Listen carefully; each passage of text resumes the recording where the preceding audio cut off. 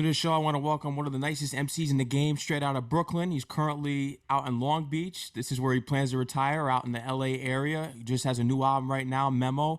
It's great for the real hip hop heads out there. Upcoming shows, Flight Night NYC at Sony Hall. They're already sold out. And Kota, the friend, joins me here on the show here tonight, Sports Hip Hop with DJ Mad Max. What's going on, Kota? Hey, I'm chilling, just enjoying life. How's everything? 365 days of peace. Yes, yes, indeed. I just heard from your management because I heard that you're rehearsing for your shows. How's that going? It's going good, man. Just focus.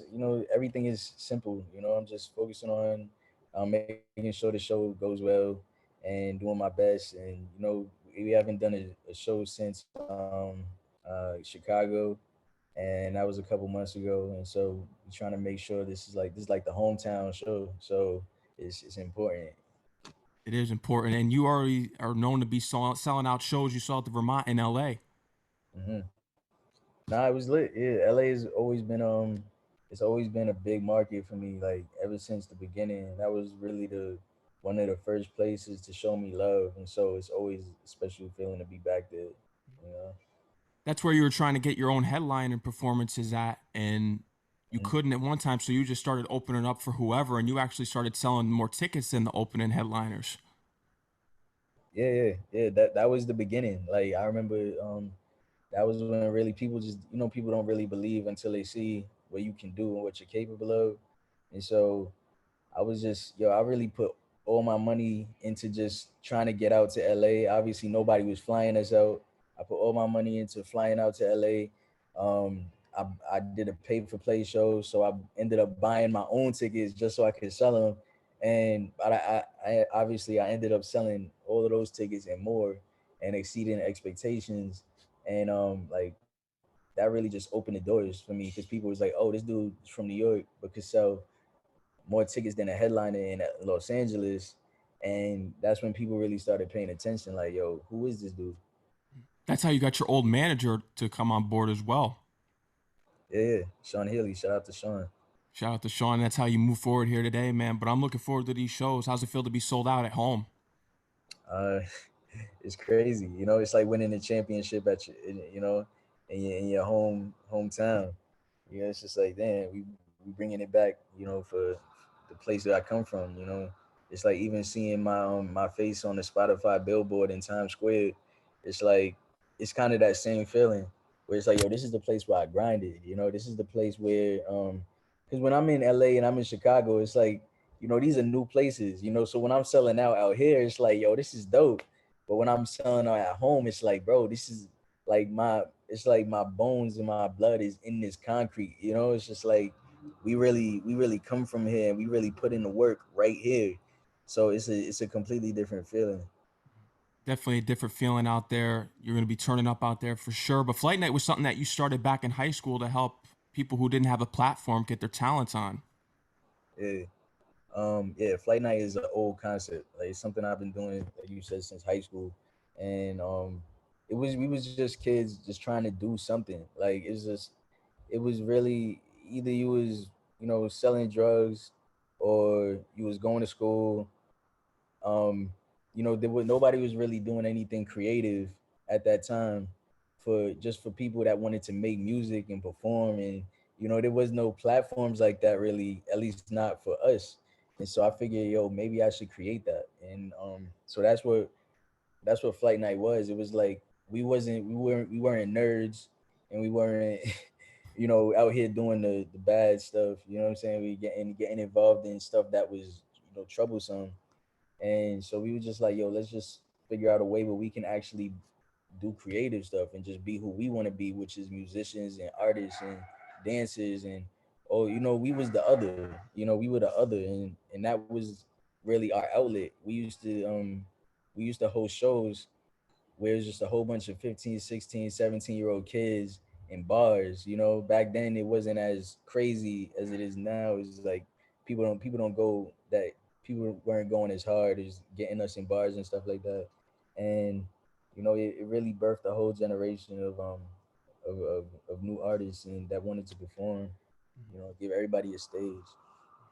And that's the way to do it. And you've been paving a way for independent artists out there with your own journey, but with these shows that you have coming out, because I know you've toned down the tours, you want to spend time with your son and your family. Do you think it's for the greater outcome that you only do like a show each quarter because you have more of a turnout? The turnout's bigger than expected if you did more shows?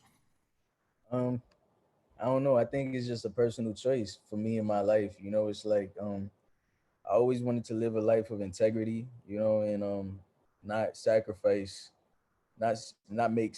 I want to make the sacrifices in the right places. I want to think long term. I want to think of the things that I really want and the energy that I want to put into this world. And yeah, it's just more. I really feel like my life would be more fulfilling if I tone down the shows and give that energy that I would normally give to a 60-day tour and give that to my son, and give that to my family. And you sacrifice money and you sacrifice whatever, but you know, I got too much integrity to make those the wrong sacrifices. You know, so I try to keep that forever. You know. And that's what you're doing out here, doing great things, building on with the shows. I heard that you want to expand to festivals even out in Europe. Yeah. Um, yeah. So yeah, we're definitely moving it to Europe. We're gonna do Europe in September, and yeah, it's gonna be dope. It's going to be dope. Hold up, real Memo quick. is out right now on all platforms. Make sure you go check that out. What would you say was the overall message that you conveyed to your audience with this album, Memo? Because you have a Uh, lot of messages on there from Father's Day, good to be home. right, my bad, bro. Can you just give me 1 second? Oh, yeah, for sure. Go to Jamie. Go ahead. Yeah, go have a snack. Go have a snack. Yeah. All right, sorry. It's all good. Yeah. My son. I just told him that I was doing an interview, and he came in and asked me for a snack. So it's It's I all have to. good. Yeah, but I'm sorry. Can you ask the question again? Oh, for sure. For the overall message, what do you feel as though you conveyed with the overall message of this new album, Memo? Because you have so many messages on here, 365 Days of Peace, Father's Day, good to be home. So many inspiring messages on here from your life story. What was the overall message with this? I think my overall message was I don't know. I feel like a lot of people spend a lot of time trying to find that thing that's gonna make them happy. You know, it's like they chase whatever it is. They chase a dollar, they chase a person, they chase a romantic relationship. Whatever you're chasing, you're not gonna find it until you start looking at yourself. You know, and you have to find that peace internally. So I think ever since I started making music, it was always in search of, you know, in search of this. And it's like, yo, I'm looking for this thing. And that was my like that's what I was conveying in my older projects. It's just like, yo, I'm trying to get to this place.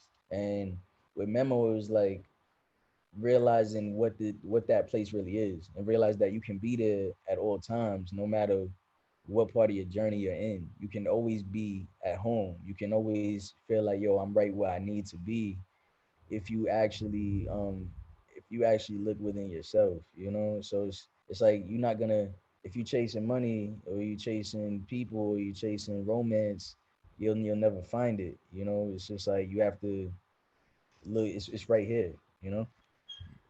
Back in the day when you were a kid, you were watching these acts like Jay-Z, 50 Cent, and Ja Rule, and you saw the respect that they were commanding and all the popularity and attention that they were gaining at a time. Did your perception change as soon as you got in the game? You started to gain popularity on how you used to view your idols growing up?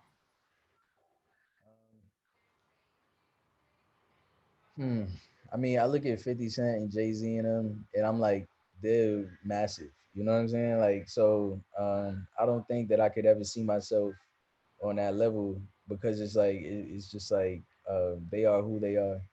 But another one of my favorites was Blue. You know Blue Heard of from them. California. He was like a heavy influence, like especially when I started making music for real. And um, but I feel like he was the kind of artist, he just stayed low key, you know, and he always put his music first, and he had integrity, you know.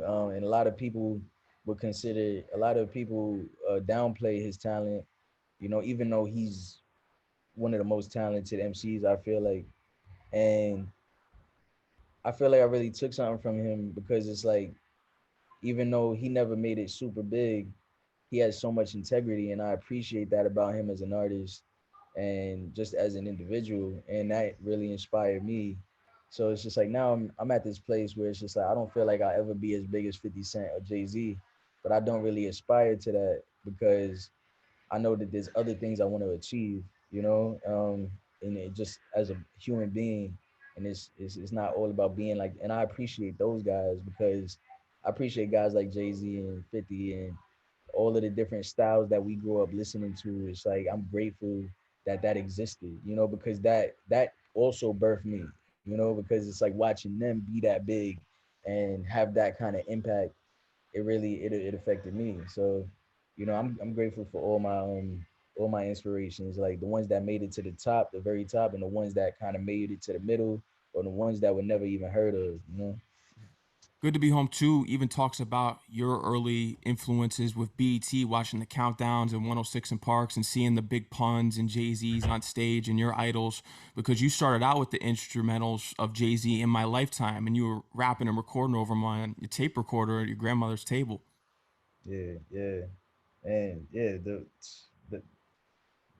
like that time I think was crucial, for a lot of kids that were growing up watching the BET countdown. That was everything. It wasn't the internet world that we live in now. It's like everybody had to be tuned into 106 in Park if you wanted to see what was going on, you know? And so just watching people do their things, watching people who came from a similar place that we come from. It's like New York was killing at the time, like crazy, and everybody had to be tuned into that. Everybody was tuned into what was going on in New York City, and yeah, so that was crazy times for to be a hip hop fan, and like I said, like you said, I downloaded the In My Lifetime beat, and LimeWire. yeah, LimeWire, and that was the first beat that I ever like wrote wrote to, and it didn't stop there. We downloaded as much as we could, and we were always trying to rap. We were always trying to be Jay Z. Like I was like in my with me and my cousins. My cousin would act like he was Dame Dash, and I would act like I was Jay Z. And my girl cousin would be like, she's Foxy Brown. And Was anyone in your family like playing Memphis Bleak? oh yeah, we was playing Memphis Bleak. Yeah, man. Yeah. Feel it in the air. Oh, no. Is that Bleak? Yeah, that's Bleak. Yeah, this has been that's been a long time. But yeah, Philly Freeway. Yeah, I knew the whole I used to be on the Rockefeller website listening to snippets, back like to think that they used to really have snippets on the website of the music, it's like I remember hearing Kanye songs like before late For the registration. college dropout. Yeah, but before late registration dropped, they would have snippets of late registration on the Rockefeller website, and I would just listen to the 30-second snippet over and over and over to the point where I remember when the album dropped, when late registration dropped, the actual songs were rapped over different beats than the snippets that I heard on the Rockefeller website. Like they Wow. changed the whole song. So like that's how I was tapped in to like what was going on in music at the time. Even now, like it's only a few people that could talk to me about those old Kanye tapes. It's like Yeah. not everybody could really have that conversation with me, and so it's always that. But that's how tapped in we was. It's like we wanted. It was school for us. You know what I'm saying? Like it wasn't just music. It was like it was an education. Like it was something special that we took seriously to a certain degree, and we was really obsessed.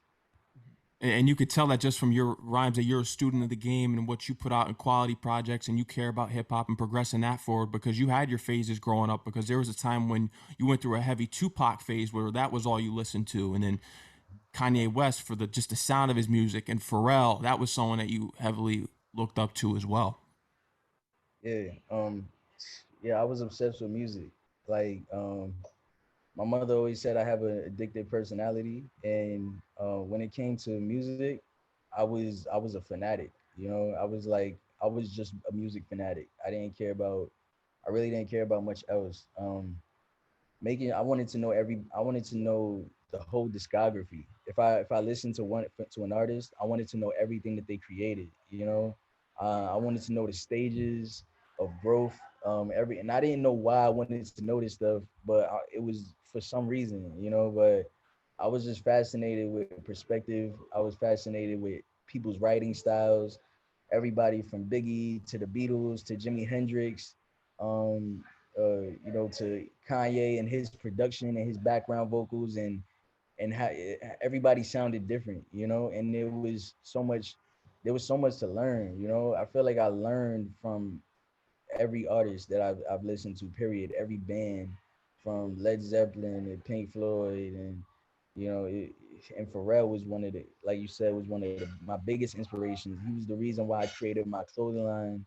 He was the reason that you know, that I started a band when I was in high school and I started playing the guitar and I started playing keyboard because I wanted to be like him as far as musically inclined. I really wanted to be tapped in the music in music in a real way, you know, because trumpet was my first instrument, but when I realized what Pharrell could do, I was like, yo, I want to do that, you know, like he could play drums and he could play keyboard, and you know, he was really a musician that could do anything, and and he can put that into this crazy production that is the Neptunes, you know, so I wanted to really use my creativity that way.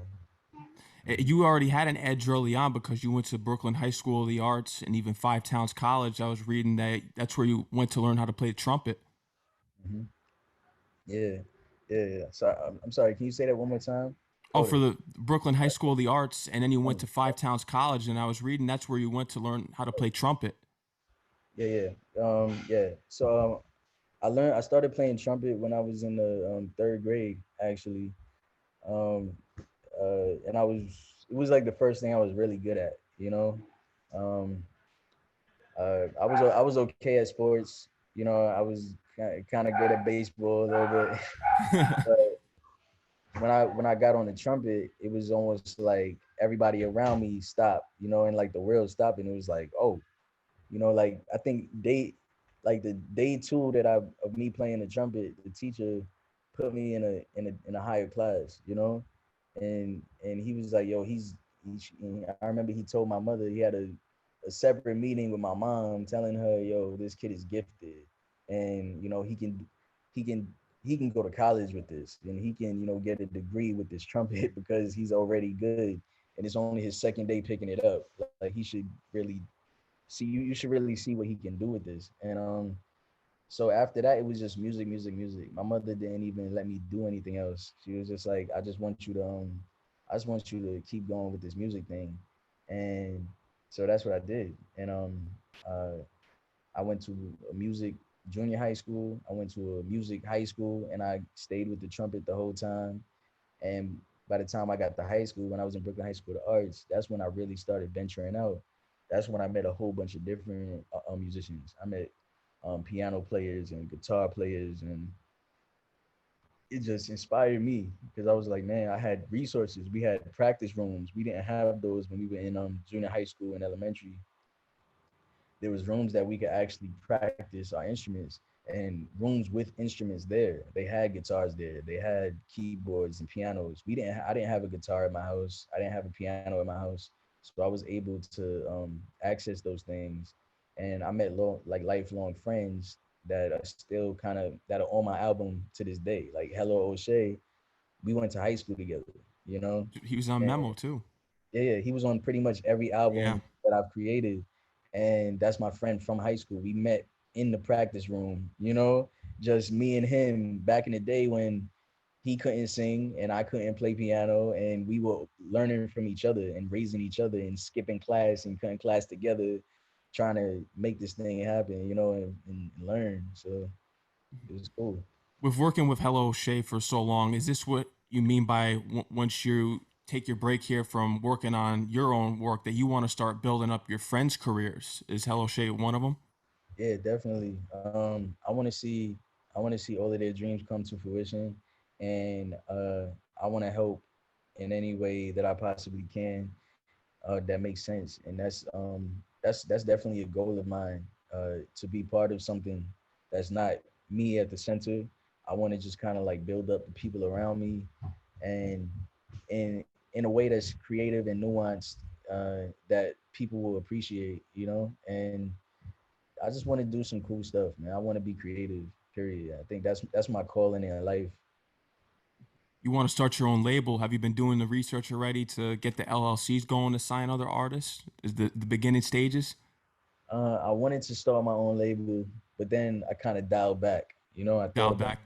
yeah, I thought about it. I thought about what do I really want to do? Because I'm not really with the idea of labels. So upon thinking about it, I realized I want to have a creative agency, and I want it to be everything. I want us to be able to do anything we want to do, from sculptures to photography to art pieces to music, um, films, everything. And I want to find a way to really incorporate all of those things to create masterpieces. You know, so where O'Shea may come with me with a song, and it's like, what, I'm gonna support this song with X, Y, and Z. Where it's just like, bro, I don't want to have any ownership in your music. I don't even want to take any percentages from you. I want to figure out how can we both win. Period. Without that same archaic concept of record labels. And so that's what I'm working on now. I'm just being patient about it and I think figuring these out. self-help books help you out as well because this, with helping out your friends, you've learned to that you need community. You have to establish community. Nah, community is important, and sometimes community is not so easy to have. It's just like it's hard to trust people, and it's hard to give up that responsibility when you have a project or you're working with other people. But life is interdependent. No matter what, it's you can't live independently forever. Everybody, people will always have this thing where, and I've had this thing where it's like, what, I can do it myself. I can do it all on my own. But that's not how the world is. And so I can understand people that struggle with interdependence, but it's something that you have to accept at some point, and you have to be open to moving into that realm of, like, I've been working with my independently for so long, and that's cool. It's good that you know how to work on your own, but it's inevitable that if you want to grow, you have to really expand your community. And that's not just with success, that's just with personal, as a person. If you want to grow as a human being, you have to have community. So Yeah. And you're not the type of person to cut people off. hmm It depends. nah, I'm really not the type of person to cut people off. I distance myself if I feel like it's not it's going against my process. If me spending time with a person is going against my growth process, if somebody is hindering me, then I'll distance myself. I wish everybody well, though.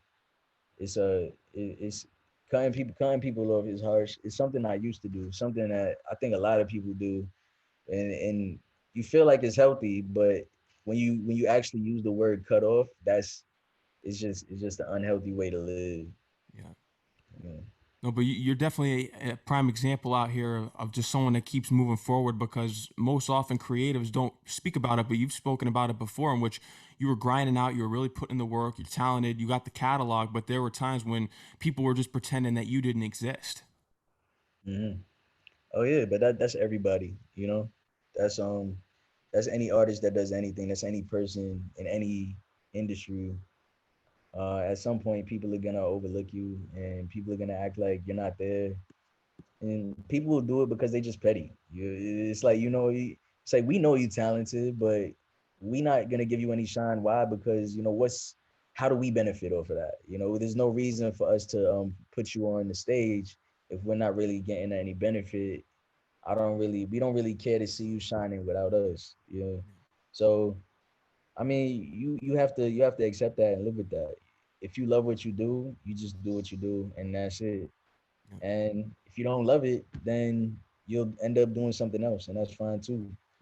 But as long as you're happy doing what you want to do, and it doesn't matter if people are accepting you, uh, you know. You've been a testament of being independent because originally coming into the game, you wanted to be backed by a label, but once you sat down at these meetings, they were giving you deals that were just terrible. When did you define your own self wealth? which knowing your worth. Yeah. I feel like in the past year I've really found my own self worth, and my own self worth really has nothing to do with music. It has nothing to do with what I can achieve monetarily, or what can I achieve in the music industry, or musically at all. My value comes from who I really am. You know, who am I? One thing I started asking myself this year is like, who am I with nothing? You know, like who would I be if I didn't have these blessings that I have? If I wasn't able to sell out shows, if you know all the work that I put in didn't really amount to anything, or what if I lost everything I had today? Who am I then? Because that's who I really am. Yeah, because all this stuff is just could be taken at any moment, you know. So you have to be grateful, but so that's really what I focus on. I focus on that immovable part of me. Like, who am I to my family? Who am I to my kids? Who am I to my friends? Who am I to myself? And what am I doing every day to show myself that I appreciate me too? And uh, when people at my funeral, what are people gonna say? What is my son gonna say? That's all that matters to me is, and everything else became secondary after that. And so that's really where my value lies and where my self worth really lies. It's not about I took my energy away from selling out shows and making sure the shows get bigger and bigger. I took my energy away from that and kind of just brought it back into my house. And just really took a step back and think about my real life, not the not the shiny stuff, and not the glamorous stuff that a lot of people would look up to me and be like, oh, but you are this person and you're so great, and how could you know, it's like people look at your life and they're like, how could you be sad, you know, because it's like there's so much more, you know. There is so much more. And you were going to these concerts when you were young, such as you saw Jay-Z in his Reasonable Doubt concert, as well as Lauryn Hill, because you were a huge fan of the Miseducation of Lauryn Hill, her solo album. Was there someone that you studied and you incorporated into your on-stage performance and just learned how to operate a show? Ooh, um, hmm. I saw Jay-Z a long time ago. I was probably like 12, 13 years old. He kind of had the most laid back demeanor. I never seen. I that was the first concert I ever been to, and he just had this way about him where it's like, yo, he wasn't even trying. He wasn't even trying. He was just killing it. And I remember thinking, yo, that's just crazy, you know. And I've never really seen a crazy hype concert. Uh, I think that my favorite artists were just chilling on stage. Like they would just get on stage and they would rap. And Lauren Hill was just she's just her. She's just the queen. She gets on stage, she sits down, and she does her thing. And really, I guess my shows are a little bit more wild than theirs. I guess. Yeah. Yeah, we go a little crazy, but I feel like they influence my music, not necessarily my live performance. You know, Mm. No, but did you see, because you're such a Jay-Z fan, the resurfaced footage of his Summer Jam performance when he brought out Michael Jackson? I didn't see that. I Yeah, didn't I know see that. that that went viral a couple months ago because that resurfaced again. You knowing that you're a big Jay-Z fan, wanted to see if you caught wind of that. Nah, I didn't catch wind, bro. I've been off social media for a minute, so I don't know I don't what's going. blame you. Yeah. Free Not Woke podcast. Oh yeah, yeah, Free Not Woke. Yeah, I've been off it. I did a few episodes of that, and I wanted, like, the plan is even to do more episodes. I just got into a space where I wanted to distance myself from just internet. So Free Not Woke is really, we created that because it's like, yeah, it's about being free and not this new woke stuff that every if you woke, you're just kind of on whatever wave is happening. So being woke is like another trend. And so I'm kind of like just living with that concept, but in real life, it's like I'm trying to really be free. Yeah, I'm trying to really be out of the loop and figure out, you know, what this life really is and what this world really has to offer. So I've just been having real life experiences and keeping it at that. and getting away from the digital.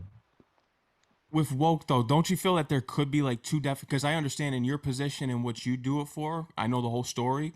But do you feel as though that there's also another side of woke as far as like racial issues that go on in the country that people are just not up on, mostly white people? Um, I feel like there's a lot of information on the internet, and there's a lot of misinformation, and people are just going back and forth, arguing. People angry. Everybody's angry. So a lot of wokeness, I just feel is a lot of misdirected anger, and a lot of stuff you see on the internet, you don't even really know what you're looking at.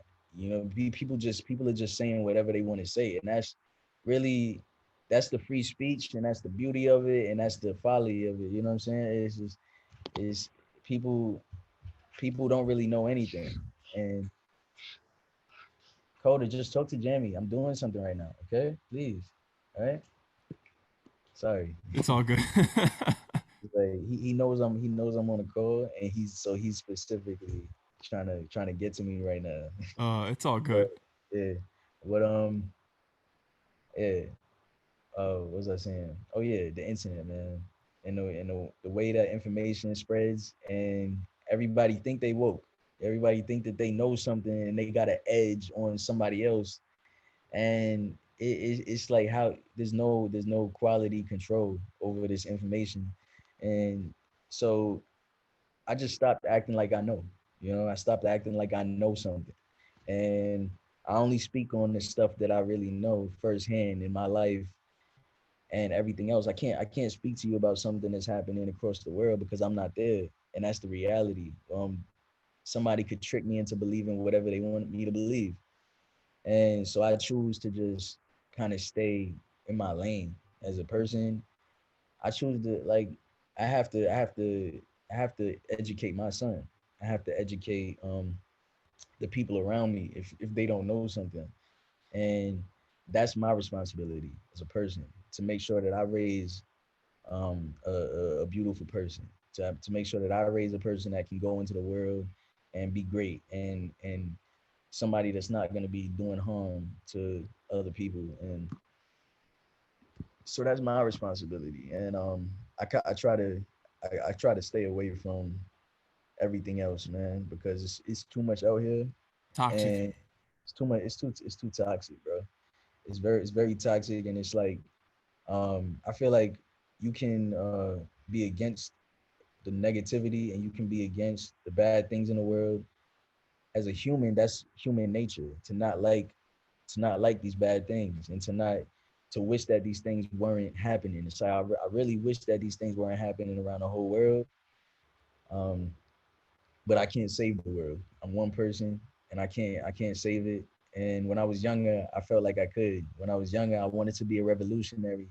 I read Che Guevara's biography and all his diary entries, and I read Malcolm X, and I wanted to be that revolutionary dude, man. I was like, yeah, man, I'm all in. I wanted to know everything, and as I grew up, I realized, man, there's so much that I have to take care of in my own home. And how can I go out and save the world if my house is breaking down from the inside? If I can't take care of what's going on right here, if I can't take care of what's going on inside of myself, how can I save the world?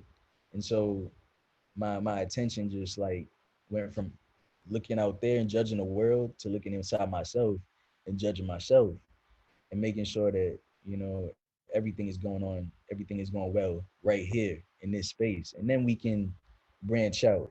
But I feel like in this world we live in today, people completely forget about what's going on inside themselves and go straight to let's change the world, and that creates chaos because then I'm going to save the world with this immature mindset, and now I'm not even changing anything. I'm just attacking whoever I want to attack. So if you have a different opinion than me, I'm gonna attack you. I don't care. I don't care what you're trying to say. All I know is that you're saying something that is not what I'm trying to say. So that's for me. That's what I noticed that that's what a lot of the woke stuff is, And that's why I say it's a lot of anger and just misguided, misdirected anger. It's like people feel things. The world is feeling things. The world is hurting, and I empathize with that. But how you relay this information, how you relay your point of view, it matters. Because do you really want progress and do you really want people to heal, or do you want to just cause more chaos, more inner conflict, more conflict, period? And there's just so many factors. Like I'm just gonna say one more thing about this, but there's an author, Bell Hooks, Hmm. and I love her perspective because her perspective is always open. Her perspective is always growth and healing. It's never trying to break down. It's never trying to destroy. It's always to build up. And so I love reading her literature. I love reading her books. Um, it because they give me like that well-rounded perspective where man it feels good. Her and Brene Brown. You know Brene Brown? I've heard of them. Yeah. But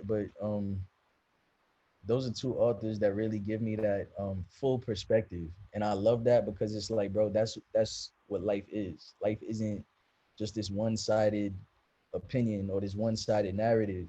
It's understanding that life is a whole thing, and that the world is a whole thing, and that there are always set multiple layers and multiple sides to this story that is someone's life or that is to the world.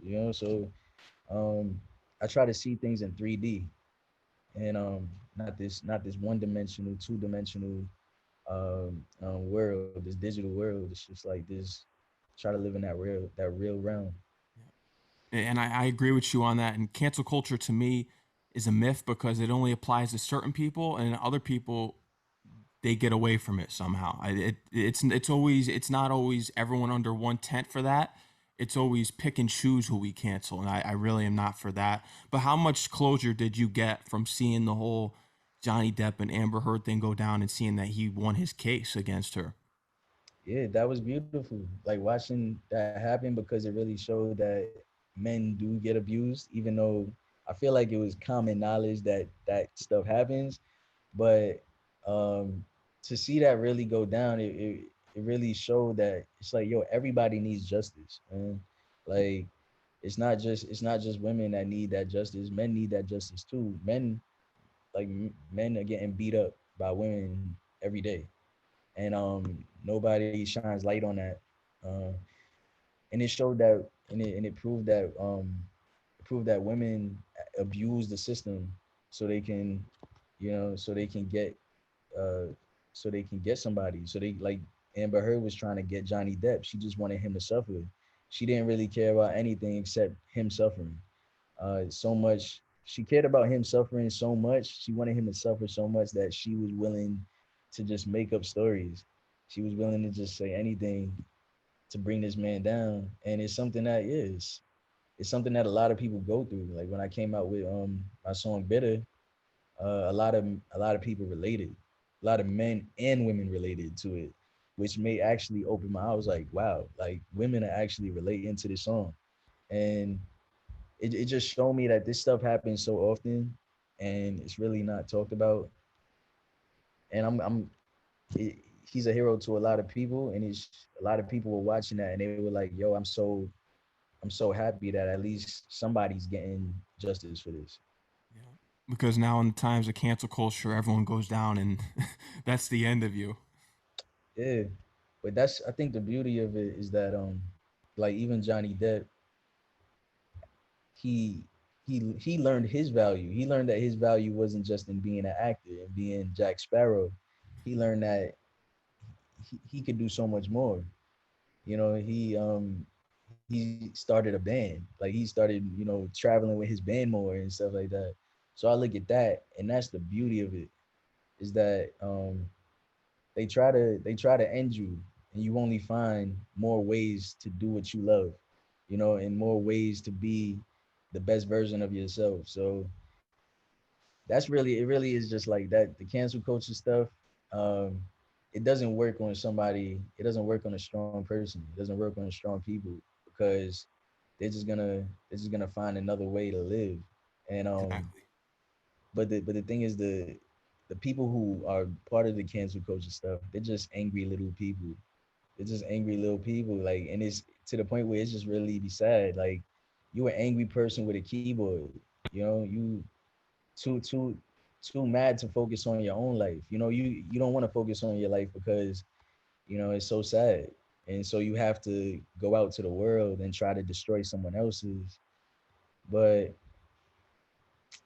you know, Yeah. that's the world we live in. That's the digital world. That's the internet, social media.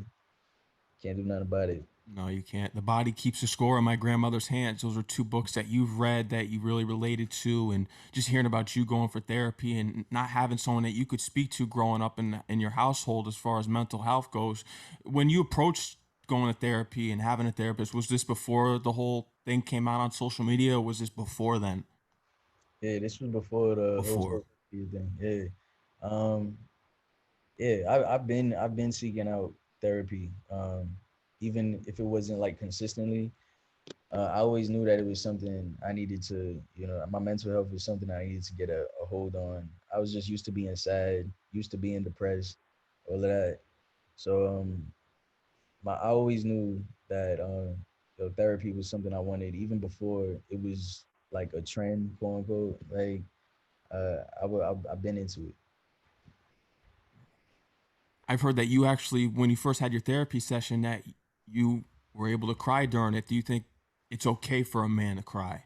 As much as people may be like, "Oh, that's like the worst thing for men to do," but you think it's okay for men to cry? Yeah, of course. It's uh it's it's more than okay. Yeah, crying. When I had my first session, dude really made me cry. He I think this is how the conversation went. He told me, he asked me questions. He was like, just like, how do you feel about this? And I told him how I felt. And then he before I did anything else, he said, stop, hold that. And then he said, where do you feel this feeling? You know? And I pointed to my chest, and then he asked me to describe the feeling. And as I was describing the feeling, like the tears just started coming. And I realized like that was the first time I ever really described my feelings. It's like I never really described how I truly felt, because a feeling is like in your body, you feel it viscerally. So it's like, man, I really, this is where I'm holding this emotion. And that's part of like the body keeps a score.